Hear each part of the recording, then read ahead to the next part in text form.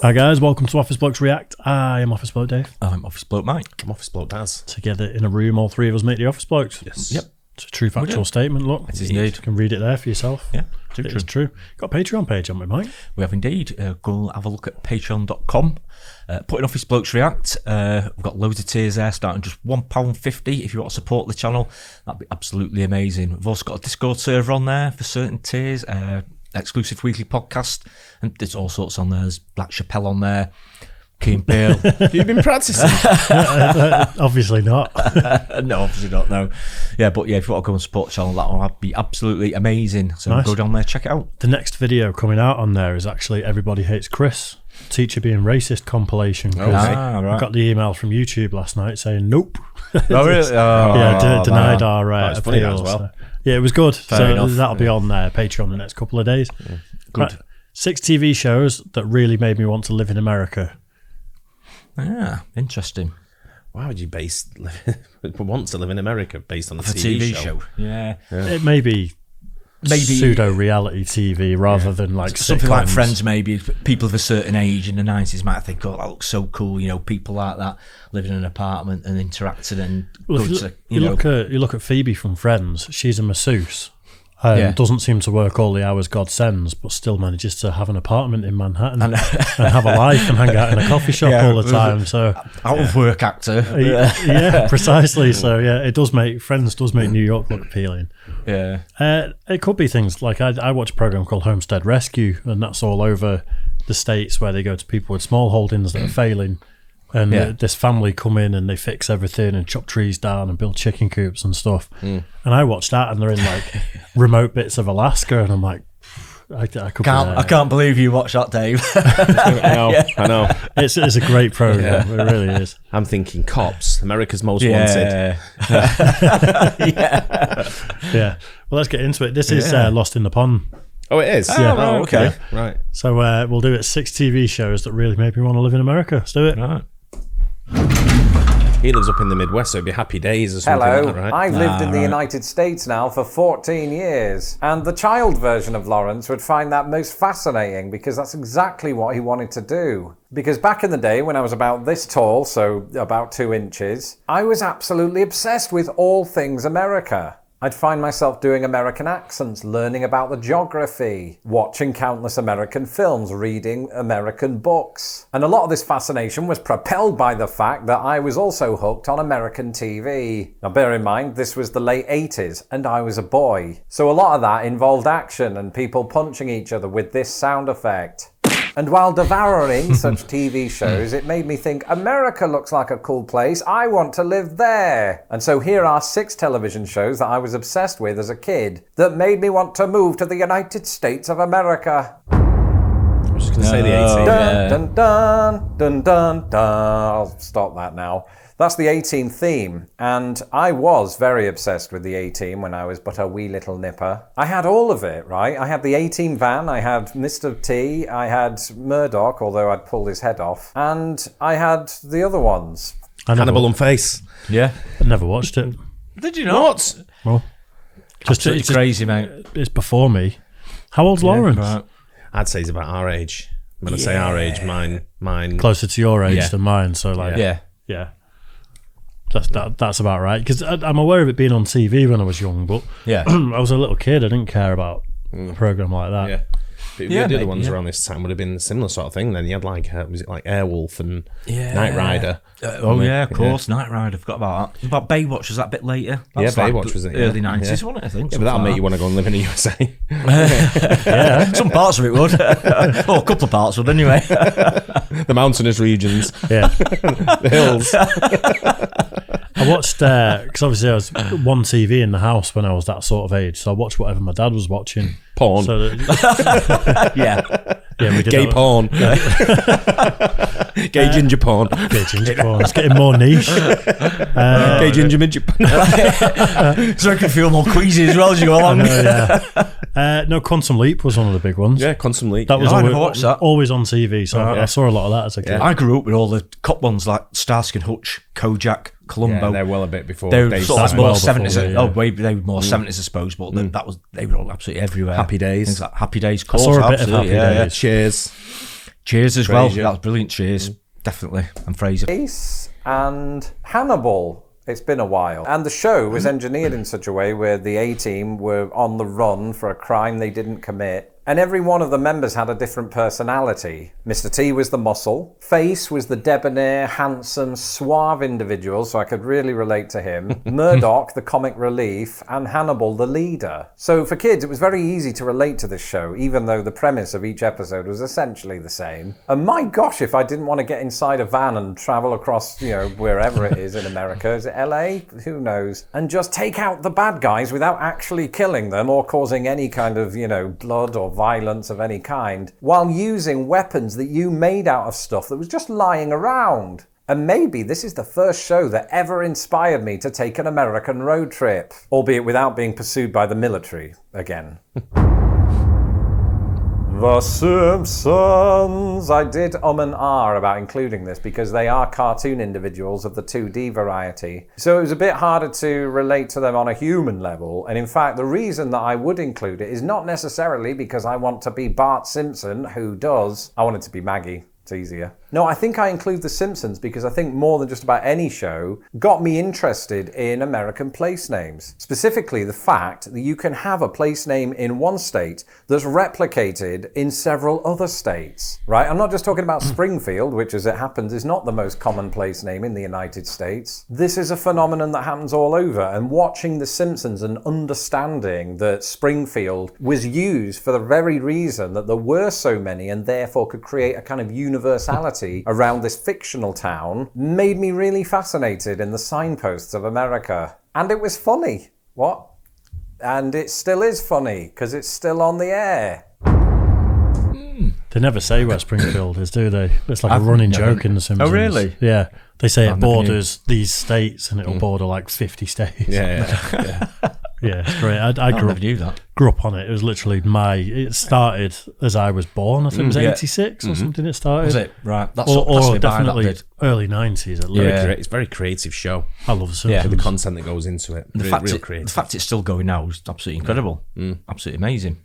Just a testament to how good it is. Yeah. Well, exactly, yeah. Yeah. Never watched MacGyver, but I've heard loads of people talk about it. Yeah, I've never seen it. Isn't it the one where you can make something out of anything? So like he's some sort of private... That's the 80s. Private eye. No, but I think it's a similar thing where he'll be tied up and he'll figure out that some chewing gum and a bit of rope and a biro will do something. That's James Bondish. I think that's what I've heard people take the mickey out of MacGyver, but I've never watched it. I've never seen it. Oh, MacGyver.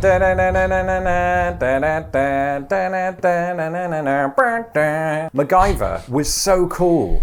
Despite the mullet, I mean this, I mean every word of it. When I was 9 years old, I wanted to be MacGyver, to the extent that he inspired me to go out and buy my one and only Swiss Army knife. Now, for those of you who aren't familiar with the show, MacGyver is basically a one-man A-team. And just like with the A-team, he also concocts weaponry to dispatch the enemy at the end, and it's usually out of something you wouldn't expect. Oh, here's a nice, cannon that I made out of a Snickers bar wrapper. How amazing am I? And he was really good with animals. That's something for which he doesn't get enough credit. And I remember hanging out with my friends in the garden, and I was always MacGyver. And we'd do the accents badly. I'd address them by their first names. They would not do the same, because what is MacGyver's first name? Angus, apparently. That is such a Scottish name, Angus MacGyver. Anyway, I think MacGyver, more than just about anyone, gave me this idea that being an American is cool, and I want to be cool. Knight Rider. I was briefly into this show in the mid to late 80s, but as with the A-Team, I remember investing in the toy line. I had the car, Kit, and it had that little light on the front that was red. Only on this, it wasn't an actual light, it was a glimmering red sticker that came off too easily, and by the time that I lost cheaper ones. But while I was still interested in Knight Rider, it was really cool again. And as he's driving around fighting crime, or whatever it is that David Hasselhoff's character does, you're thinking to yourself, ooh, I want to go in that car. And sort of like with MacGyver, I wanted to be David Hasselhoff until he became David Hasselhoff. And it undoubtedly furthered my interest in American road trips. Because if you have Kit, an indestructible car, you could literally fly into the Grand Canyon and come out singing Hallelujah. Is Dukes of Hazzard going to be on here? No, I think that's too early, I'd say. Yeah, I forgot about that one. But yeah, it's talking about he obviously romanticises the American car and the open road and stuff. Yeah, well, if that be the case, Starsky and Hutch might be same sort of era, wasn't it? It could, yeah, absolutely. It could be a thing, couldn't it? It's always like an iconic car, like Starsky and Hutch was, wasn't it? With the red two-door. I can't remember. Was it a Chevy or something? Was it Camaro? Maybe, I don't know. I can't remember what sort it was. I remember what it looks like. I just can't remember what car it was. The IT van as well, haven't you? And obviously this one. So what was that, Trans Am? Kit. Was it a made up one? I can't remember. You know what? I don't know. Good question, that. Yeah, it escapes me now. I think it was probably made up because cars don't actually talk to you. Well, they definitely didn't back then. Mine does. Yeah, they didn't back then. Didn't want to do that. It's naturally protected. What would you think if I sang it? That's Ringo Starr after Too Much Tobacco, because he did the original version of that song. The Wonder Years was a great TV show, and it was another example of many during the 80s where you had a kind of coming-of-age story that was also narrated by an older actor. I'm thinking of Stand By Me and Richard Dreyfuss. And in it, you had Fred Savage playing Kevin Arnold, and it was all about the trials and tribulations of growing up in a kind of American suburban town and going to an American high school. And at the age I was when I watched it, in the 80s and early 90s, all of that was really appealing to me. I wanted my own American high school locker. I didn't want to wear a school uniform. And of course I wanted the romance, which admittedly never fully materialised. Because even though it was set in the 60s and occasionally dealt with sad themes, it all just seemed way more exciting than my little corner of Grimsby, England. But alas, it never came to be, and I suppose now that I live in the US, I'm more or less the age Kevin Arnold was while he was narrating the show, probably. Oh, to go back in time, which brings us on to this. This was my absolute favourite American show of all time. And appropriately, I discovered Quantum Leap while I was in the United States. And I know what you're thinking. Ooh, Lawrence, this is supposed to be about TV shows that made you want to move to the United States. And it did. You see, I discovered it while visiting the United States as an 8-year-old boy in 1990. I remember it very well because it was actually my first experience of watching television in the United States in general. So we were fascinated by the fact that there was... I know, yes. It's like 38, isn't it? Sorry, Lawrence. Many commercial breaks. And that they have this little show called Quantum Leap. I'd never heard of. 40. I'm 36. Well, he was 8 in 1990. Born 82. Yeah. So he's 4 years older than me, yeah. so he's 40. Yeah. I just forgot how to add up for a minute there. Yeah. Quantum Leap is about this physicist called Sam Beckett who travels back in time and he leaps into the bodies of people in the past. And what he has to do is put right what once went wrong in their life. And once he's successful, he leaps again to another time period into the body of somebody else. And the concept of this was amazing for me because not only could he only travel within his own lifetime, meaning that he'd occasionally leap into major events from the 50s, 60s, 70s and 80s, but there was a very American-centric bias to where he would leap. He very rarely leaped outside of the United States because, you know, NBC has a travel budget. So I got to follow Sam Beckett and his hologram friend Al go to various places in the United States, and it helped me to sort of paint a better picture of the United States. And when it was cancelled in 1993, I cried for a week, which is longer than I did for my dog. But thankfully, there's a new series. Picking up 30 years after the events of the original Quantum Leap, there's a new Quantum Leap out on NBC, and it's amazing! Sorry, just went high-pitched there. I do that when I'm excited. I was worried at first because Sam and Al aren't in it, but you absolutely feel their presence all over the show. While it seems to be cementing a story that stands on its own, it very much connects back to the original, which is great because for the next 12 weeks I get to switch on Peacock and be 12 years old again. I never stopped being 12, but that's beside the point. And those were some TV shows that made young Lawrence want to move to America. I'm Lawrence Brown. You can follow me on Twitter at LostInThePondUS. Interesting one. Yeah. That's one I've never seen, Quantum Leap. Yeah. It's escaped me, that one. It's a little bit out there. For you've got to be in that sci-fi sort of like... Is it? Right, I was just thinking with a new one coming out, would it be worth watching it or no. Is it not? No. I never saw it as a sci-fi program. Yeah. Personally. It was more of a...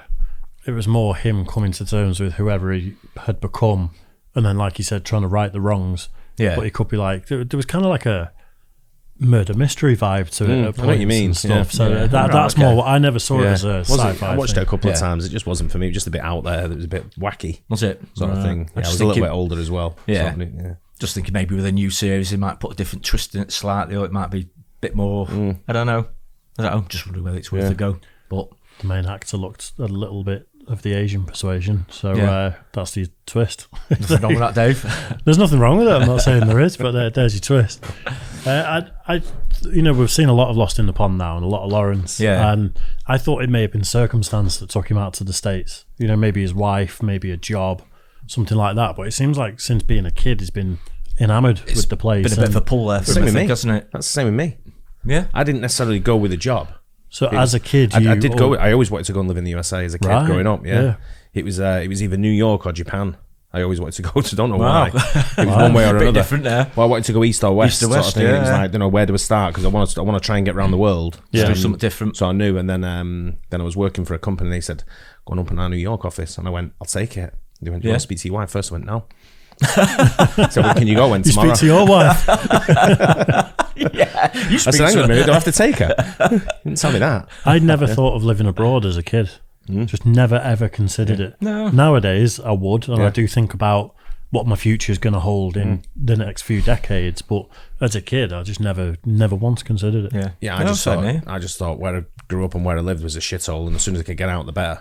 Yeah. And that was what I did. And as soon as the opportunity arose to sort of like shoot somewhere, and it was like I say, it was either going to be east or west, and I chose west first. And we went to the USA, Yeah. Nice. Fair play. Why not? which is where I always wanted to go. It works out pretty well, didn't it? Yeah, To be fair. yeah. Yeah, good. But some good programmes there. We blast from the past a bit. Nice one. Yeah, nothing. I wouldn't choose any of them to go. Nothing will take me to go and live somewhere if it was like I'm looking at this TV show. I think you need the card hold facts, don't you, for a place Yeah. before you go somewhere. Yeah. We all know it's buffed up a bit on TV and programmes and films, isn't it? Of course it is. So Sport brought me back to the UK. yeah. Now that's a different thing. That Very though. different. Yeah, but that's what brought me back. Yeah. Yeah. Nice one. Hope you guys enjoyed it. Don't forget to like and subscribe, and we'll catch you on the next one. Cheers, guys. Cheers.